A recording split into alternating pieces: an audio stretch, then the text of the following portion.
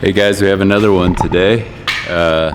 This one is in Parker, Colorado, south of Denver. And it's a new construction home. You can see all the new construction in the area. Basically all of this is new construction. It's just a new sea of homes out here. And what the project is today is we're going to do this 3-car garage. And most of it I've already grinded, just the camera didn't pick it up, so a lot of it I've already did the grinding. So basically what I'm gonna do is show you what the profile looks like. So I don't know if we can see it here in the sunlight, but basically what I'm trying to get is a nice deep spiral in this. Let's see if I could show it somewhere else. Because basically what this has is a cap on it. This kind of gray is a cap. And what we're trying to do is grind the cap off. And then sometimes it looks like that the cap isn't all the way ground off. But it is, because there's a spiral, there's a grinder blade cut in it. So, but that's what we're trying to accomplish. This is a good way to see it right here. So I don't know if you can see that, but see how there's a grinding cut in this all over, all around. That's what we're trying to get. So, and this one's gonna be a little bit different. I've actually never done a porch deck like this. Or like a step out deck, but I'm gonna prime this and basically coat this, and I'm sure it'll come out gorgeous. They had to reconfigure this because they couldn't pull their car all the way in, and so basically the builder came and made a deck so they could step out and still be able to pull their car all the way in. And then I couldn't get the big grinder under here, so I'm gonna hand grind this, just hand grind all that. And then after I hand grind that, I'll go around the edges and make sure that the edges are all hand ground really good. And under these rails, I'll make sure that that's all. You can see in the corner here, I didn't grind over in there because the grinder wouldn't get in there. And then after that, I'll prep these walls.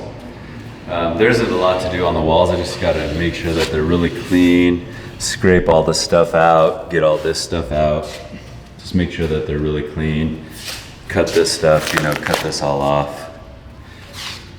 And then basically we're ready to coat.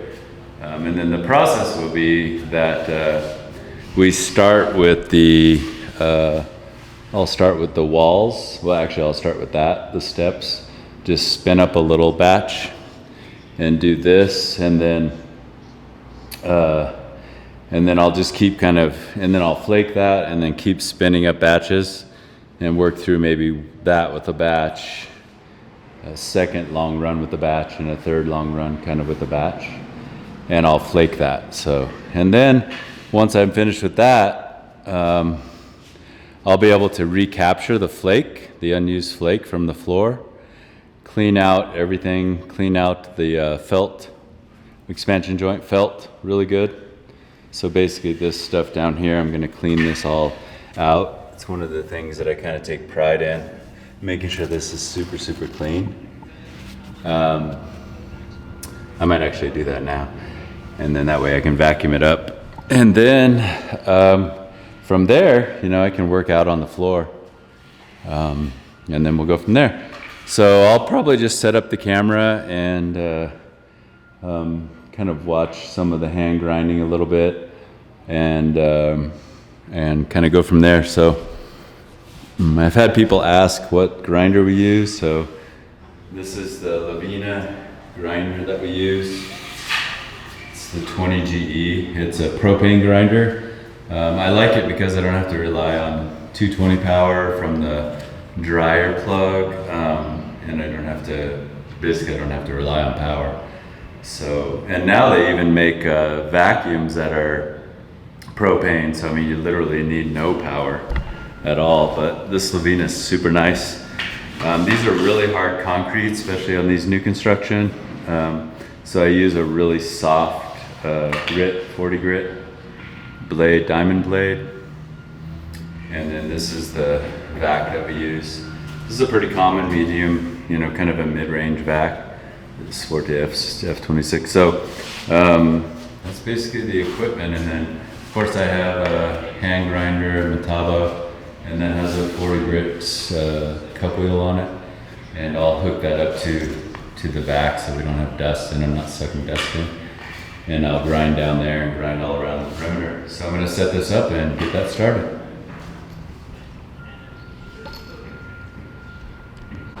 So I lost a little bit of that because I tripped the breaker and I had to plug the grinder into a different location, and then I didn't have an outlet for the camera, so I lost that. So anyways, I'm gonna show a little bit of how just prepping with blue tape. I'm gonna end up epoxying this whole deck right here. So I'll just let this run a little bit and show kind of how I prep just with blue tape. It's pretty simple, but it actually is very important because it makes it so you don't have to come back and clean up and get flake off the wall and all that. So I'm gonna set this up and get a little bit of that film for you. So the main reason I'm doing the blue tape here is just to make sure that I don't get anything on the walls or anywhere I don't want any of the product. When I put the base coat down and then throw the flake on it, the flake will stick and basically be like an epoxy to those areas. I just want to make sure I cover all the spaces that I don't want any flake to stick to.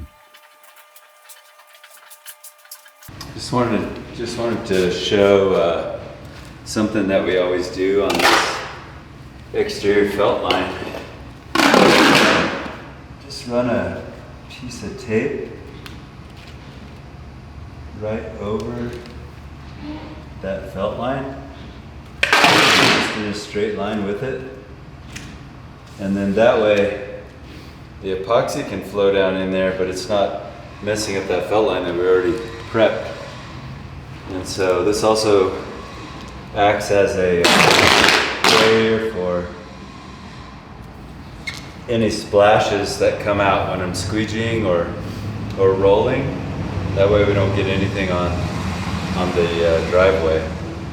It's just a pain in the butt to clean up, so I always just put a nice piece of sticky tape here, and then it just looks really nice when we're done. And I can just pull this right back up and not have any issues, and it's really clean. So I just wanted to share with you another thing that we do. So the floor is ready. Everything has been grinded down. Everything's super clean. I got the edges. The edges are good. Taped off. So the last thing we do is we take this fiber mop and use denatured alcohol and just make sure that we get everything else off the floor. So this has been vacuumed a few times and it's super clean, but I wanted to show you how clean this is. I brushed this off with a wire brush, and this, I want to show you how much stuff there is still on the floor, because anything that will delaminate epoxy you want to make sure you have off of here. The things that will delaminate it are obviously like caulkings, you know, water-based caulkings, things like that. Water, of course, will delaminate this floor, and dust, you know, any remaining residual dust after doing all this work can potentially delaminate the floor. What I mean by delaminating is it can just pull up like a sheet if it's not done right. But what we're trying to do is prep the floor, clean the floor, and get everything off it so it just locks in like tiger teeth into that concrete and never comes off. So that's what we're trying to accomplish.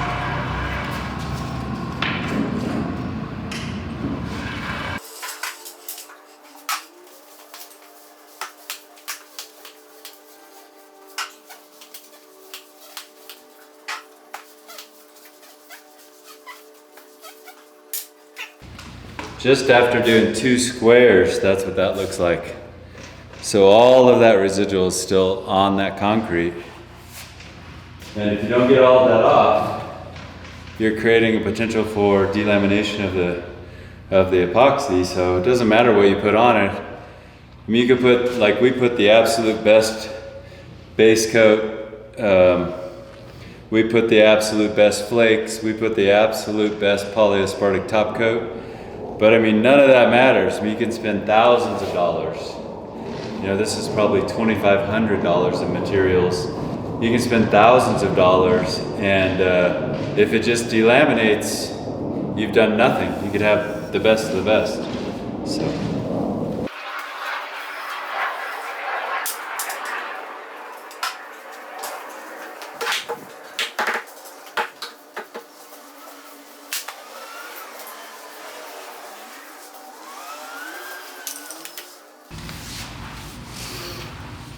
So that's the process of getting this super clean. And again, I'm like halfway through the garage and it's already caking on there. So sometimes the garage appears to be completely clean, but it isn't exactly.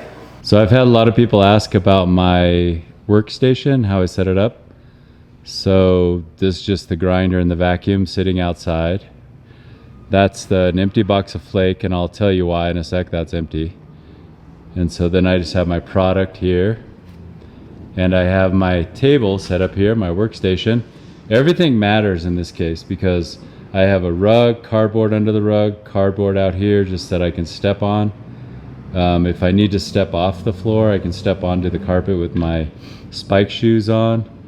So this all is really important. This is my tool for spinning up my product. I'll put the spinner on that so it's ready. This is my workstation. So my workstation is really important, right? So it has all of the things I need for my first phase. So I'm gonna make a pot, small pot, and do one of the stem walls, flake it, do another small pot, do another stem wall, flake it. Actually, I'm going to start with that deck over there because that's a little harder, a little more detail. And then I'll flake that and then do another one of the stem walls and flake it as I go. Another stem wall, flake it as I go. And so I'm just going to kind of guess on how much product I need as I go along on that stem wall. And then I have my brushes here. So I have two brushes, rollers. So I'm going to use a brush and a roller for the stem walls and the stairs, and then I'll use a brush and a roller for the floor. I have multiple choices here on measurements. This one, actually I'm going to use this one to begin with, and make that for those steps. And then I'll make a larger pot. The larger pot, I'll get this. So this will be the larger pot for the big floor. So that empty box of flake is because it's convenient when I have rock or sand or something, you know, not really grass, because I can take those out onto the rock and pour the flake into the buckets. It's really hard to flake out of the box. So I can take a bucket at a time, and I'll actually pull those up here so they're a little closer so I don't have to walk on anything wet. But I pour the flake into the buckets out there because I can literally just kick the rock a little bit and that all goes away. So there's no cleanup on that, just adds time. And then, so this is my workstation. I'll spin everything up here and get everything ready and take it from there.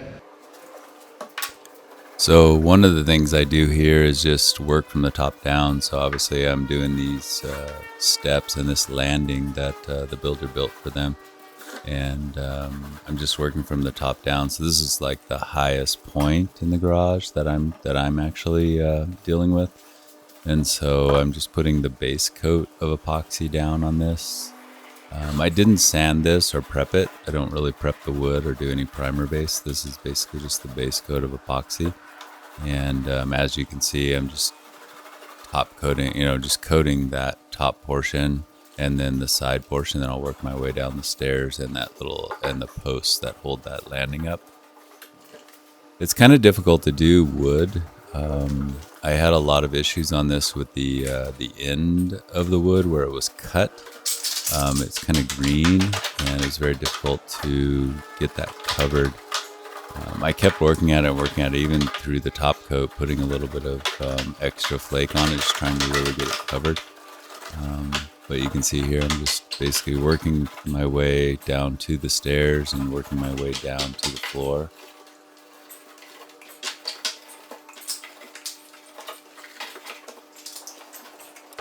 Just trying to work. This is all timing related because everything will dry fast, and the longer I keep that in that pot that I'm holding, it'll cook off. I have about maybe 16 minutes of working time with this, so I have to keep going. I can't sit there and be super detailed with everything. I just have to work through the details and try to get the job done, and coat that.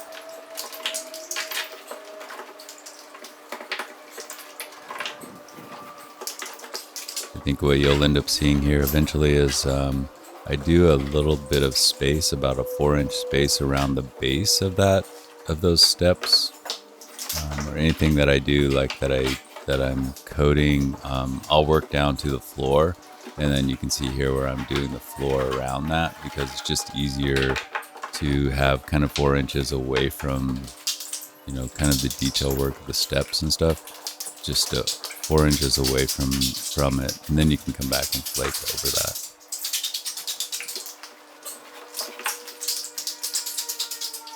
So that product's tricky. I just make little batches, and then you could see where I went back and made more batches, and then I'm just flaking that now.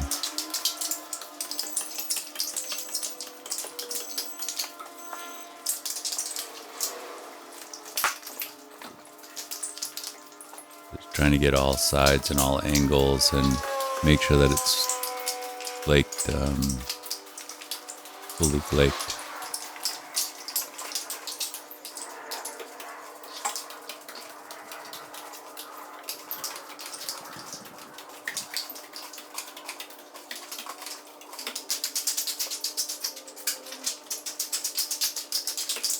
Bringing back some more flake, throwing that onto the vertical areas, just trying to get it to adhere and hold and have full coverage.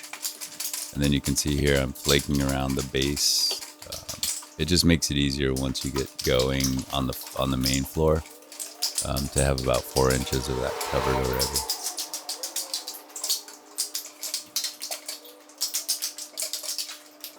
So now we move over to the stem walls. These stem walls are the concrete walls. So I've done that landing you can see in the background, and then down below that is now these stem walls. So I haven't done anything out on the floor yet except for around the bases of those steps. And so this is all the detail work that I'm doing now through these stem walls, and you can see all the blue tape covering that base of the walls, so I don't get any base coat or any flake or anything on that. It's just a lot easier to clean up, and it's not, obviously not making a mess on the wall. So how I do this is I go about 6 to 8 feet or so, kind of what I'm comfortable with given the height of the wall. I'm just painting that with the base coat epoxy, that gray base, and then I'm flaking that. So you can see when I flake, I'm just lifting that up from the floor and just throwing it up on that stem wall. So I'm literally just grabbing it with 2 hands, throwing it up, throwing it up, throwing it up.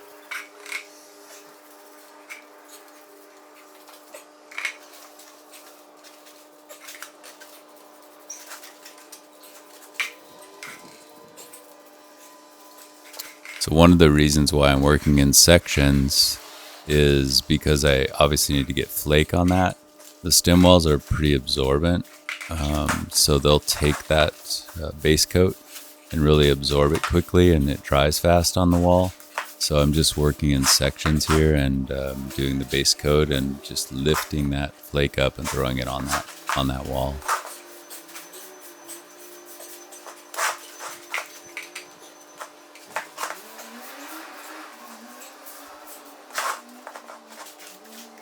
So it gets a little tricky here because I'm going underneath that little landing. But I want to make sure I get good coverage, so I just basically do this small section and then go under there and just work under the landing.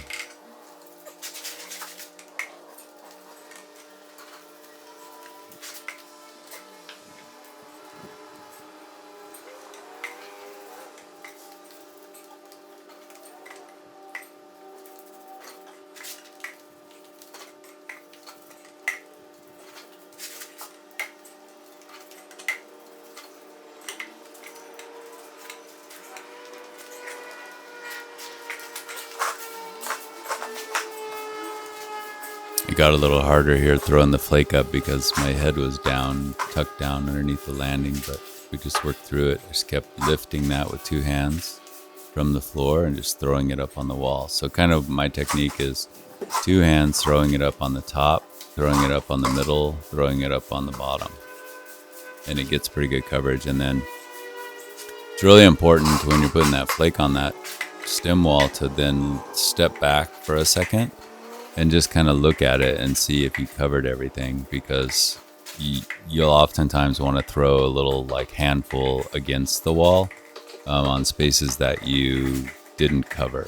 And you can see those little light gray gaps as you're working through this. And you can literally throw it against the wall really hard and it'll stick to those spots that where there's missing flake.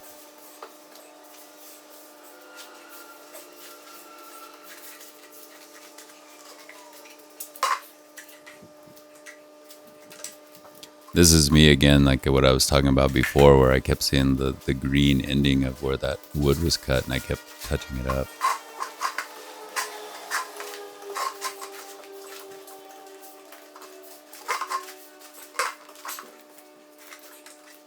All right, well, we made it back to day 2. Let this dry overnight. Everything looks really good. Everything is dry, so I'm ready to now scrape this and pick up all the flake. Try to get up as much of the flake as possible because the flake will absorb the poly, and the poly is really expensive. So I'm just trying to make sure that everything is picked up. I'm gonna put this down in a little spot and watch some of the scraping. Maybe I'll scrape a couple sections and kind of show you the scraping process. And then after that, pick everything up. I'll get it back on the camera, on the tripod, and then show you how kind of we pick everything up. All right, let's do it. So once we come back and everything is dry, this is after the flake is already dried. You have some high points with that flake where the flake stands up and you don't want sharp edges. You want everything to be laid down really well. So you take this scraper and scrape the whole entire floor. The other thing that I do with this is I recapture all of that flake. And oftentimes I can capture probably a whole box or maybe 2 boxes of flake.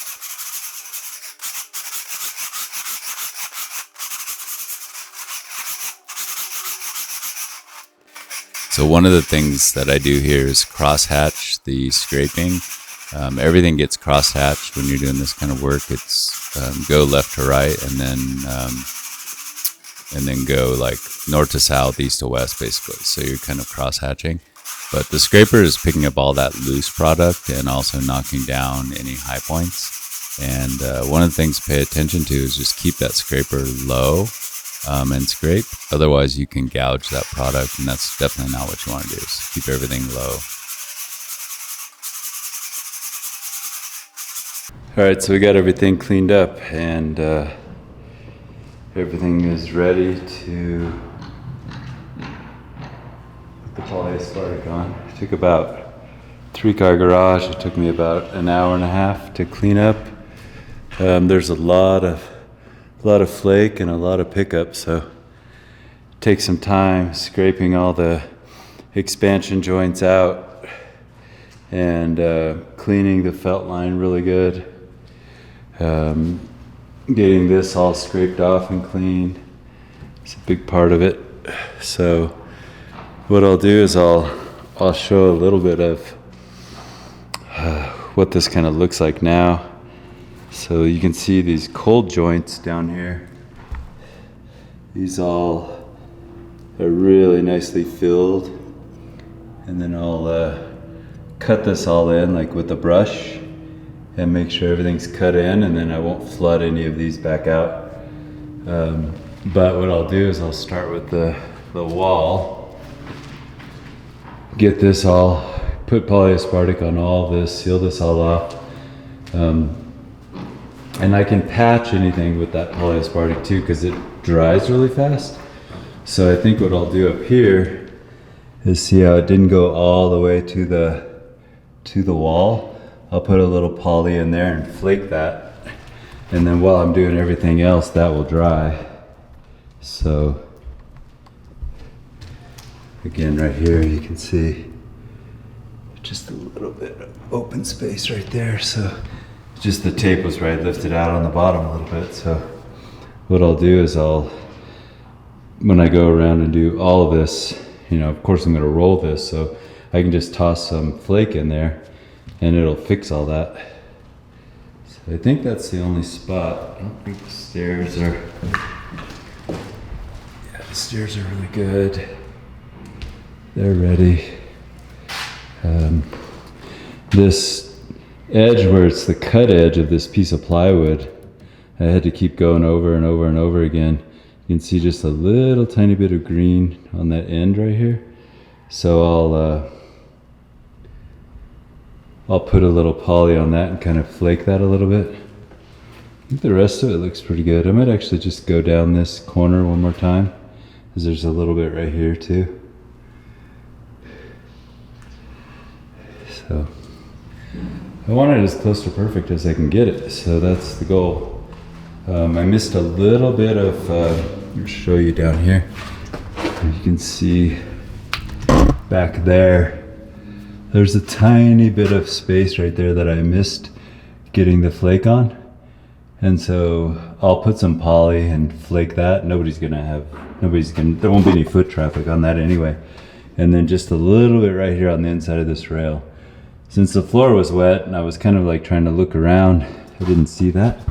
So I think that's it though. So basically back in there, the inside of this, get a little bit of this green edge and that edge. I think other than that, everything is good. Yeah. So one of the other things that I try to do is just a really good detail is, I'm always trying to make sure this felt line is really clean. So I spent a bunch of time, I probably spent 40 minutes just on the felt line, making sure it's really clean, because I want that poly to really grab right here on this edge. And if there's a bunch of flake on here, I always get concerned that that poly's not gonna just bite onto that edge. And I want that for sure. So everything else looks really good.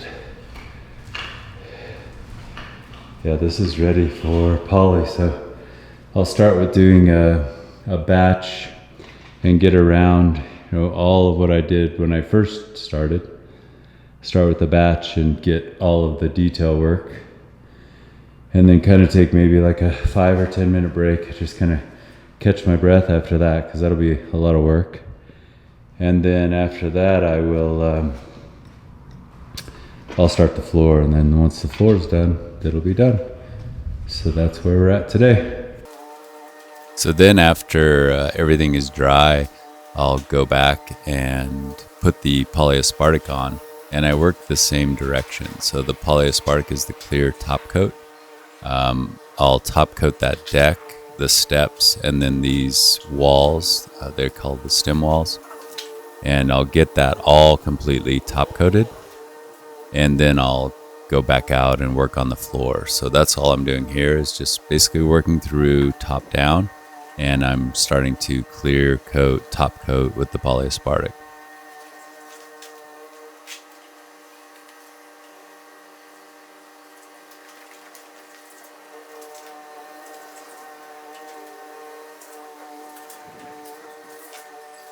So with that polyaspartic top coat, I'm not afraid to get that on that felt line that's down at the very base.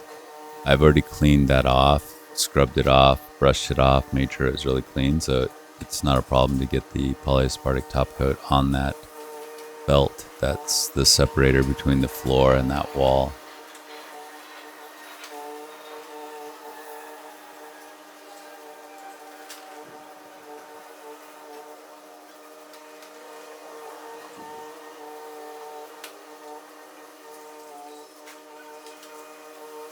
So I just wanted to say this will be the final step of the process.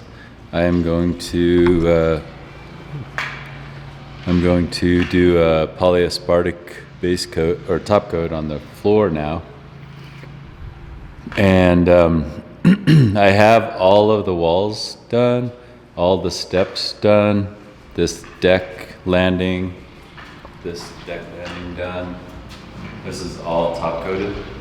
You can see down where it's dark, I top coated all that just because it was easier while I was down there to get that all top coated. So kind of down underneath the stairs right here. I did this line. I'll probably just have to do these expansion joints again, but I did run some extra down into those, just what I had remaining. And then you'll see once I get on the floor that I'll take my 3/8 roller. That's an 18-inch 3/8 roller. I'll take that and I will wet it so that way it's wet. Otherwise, if I don't wet it, when I get everything squeegeed out, it'll lift the poly off of the floor. So this is the final step, and I'm gonna set this camera up and show you as I go along doing the final top coat. So what I'll usually do is I'll work on like these three sections. So 3, and then the middle ones are like 6. So another 3, and then the front 3, and then I'll work my way out of the garage. So that's kind of what I'll do. And I've estimated that this is probably, let's see, what did I have on this? I had 600 square feet on the floor. So 200, 200, 200. So I should be able to do that with like basically a little less than 3 kits. So I'll stretch it pretty thin, but it'll have the spec sheet numbers are like 125 to 200 square feet. So we'll see how this reacts and get this started. So as I talked about, managing the job is one of the biggest kind of logistics issues when doing this kind of work, because you're limited on time. So this is actually a polyaspartic that's supposed to cure a little slower, but it's also really hot in Denver, and so this is probably about 15 minutes of working time. If I left that in the pot, it would cook off in probably 10 minutes. It'd start smoking and getting hard, and you can't use it anymore. And it's a very expensive product. So I always try to think this through. When I start the project, I'm really thinking through what I'm going to do here.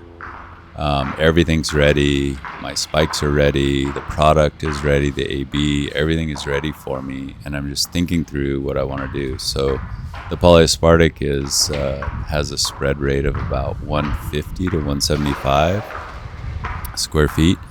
And so I always think about it in 150 to 160 square foot sections. So a gallon will cover, say, 160 square feet. And so I look at the whole garage and think, okay, well, how many sections of 160 or 150 do I have? And then I can manage through that, and it'll give me a little more time. It's a little stressful regardless of how many sections or how you divide this out. But basically what I'm doing on this is that back section has kind of 3 dividers, 3 squares. And so I think I measured that off, and it's 168, I think, square feet. And so I just take a gallon of the polyaspartic, mix AB half gallon each, and then I start spreading that out with the squeegee and try to get it as even as I can. And one of the most important things also on this is to not get that into the joints. So I'm going to you'll see eventually where I'm brushing the joints and not squeegeeing the product into the joints. It just makes the process a lot harder, and you're always trying to clean out those joints. We call it flooding the joint. And when you start to flood the joints and you're trying to clean those out, it just burns time, and you just have a lot harder time with the product. But eventually here, I'll get this all spread out on that back section, like about 165 square feet. And then I'll roll that out so it's all spread out with the squeegee. That roller I'd already taken and put into a puddle and wet the roller, so that way it doesn't lift that polyaspartic once I start rolling it. But you can see eventually I'll transition here. And you can here it's interesting because I had a little extra product, so I just pushed that over into the next section. And so that's how I managed through this. And you can see here I'm doing the brush and the joints, and I'm trying to keep the product all away from the joints and just manage that by brushing it and not pushing product into the joints, because then it'll flood the joints, and if that dries in the joints like that, it'll just be a high puddle that's dry and it'll look weird, because I want the joints to be really, really clean.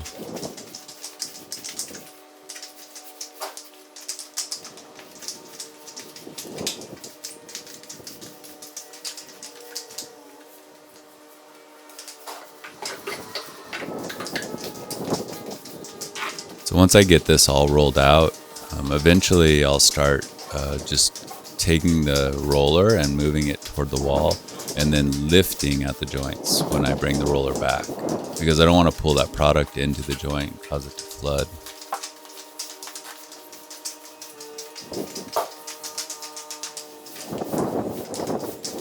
And this is what I was talking about by doing crosshatch. So I go north-south and then east-west. It just gives it better coverage and a lot less lines.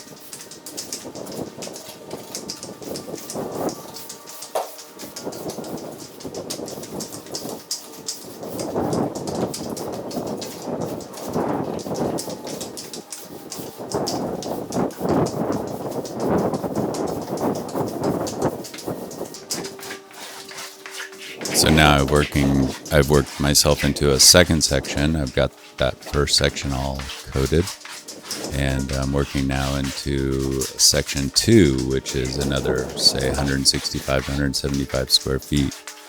And again, I'm just managing product, managing my time, being patient, and not letting everything cure up too fast on me, because that polyaspartic, especially the top coat, will get really tacky and really sticky, and it'll get to the point where you can't even roll the brush or roll the roller anymore.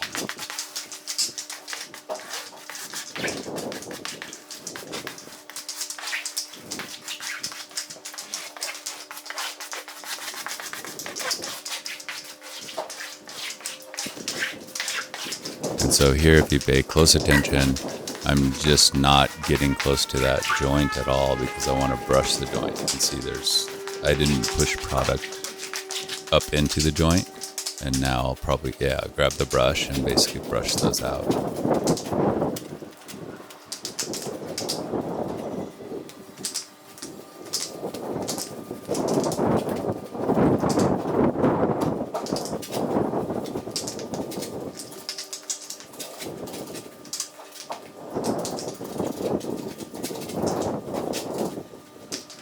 So this is the time-consuming part, especially when you're doing a big job like this on your own. This is about 750 square feet. It can get a little hectic, a little stressful, even when you're doing small sections, because you have to do this detail work, and this detail work chews up your time and chews up your time to work the product around.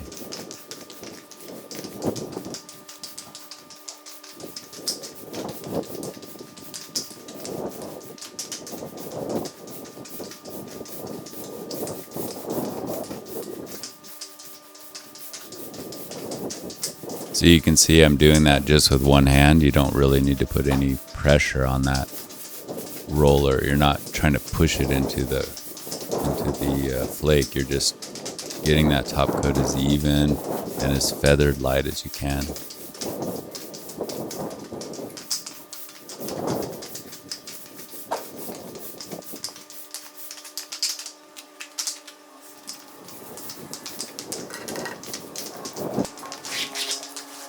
So it looks like I got my last bucket on here now, and another, say, 165, 170 square feet, and just working through this last section.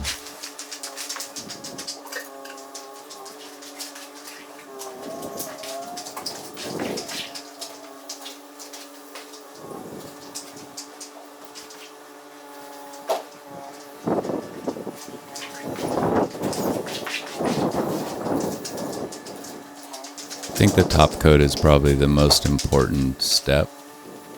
Ultimately, the prep is really the most important step, but you don't really see the prep.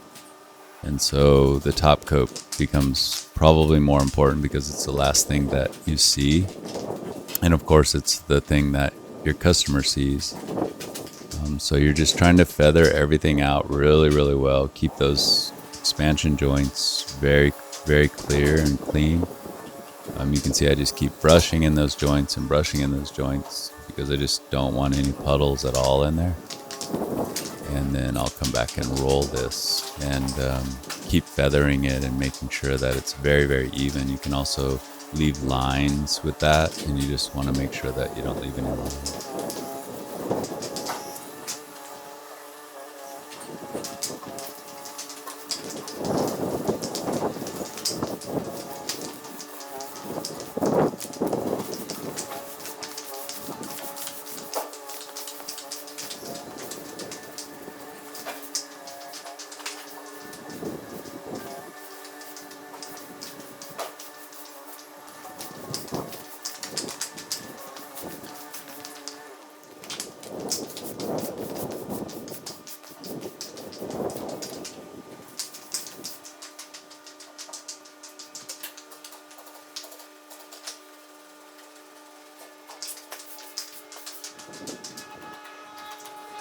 And that's it. That's basically a finishing of the garage, and I'm gonna deliver this now to the customer and tell them that I'm complete.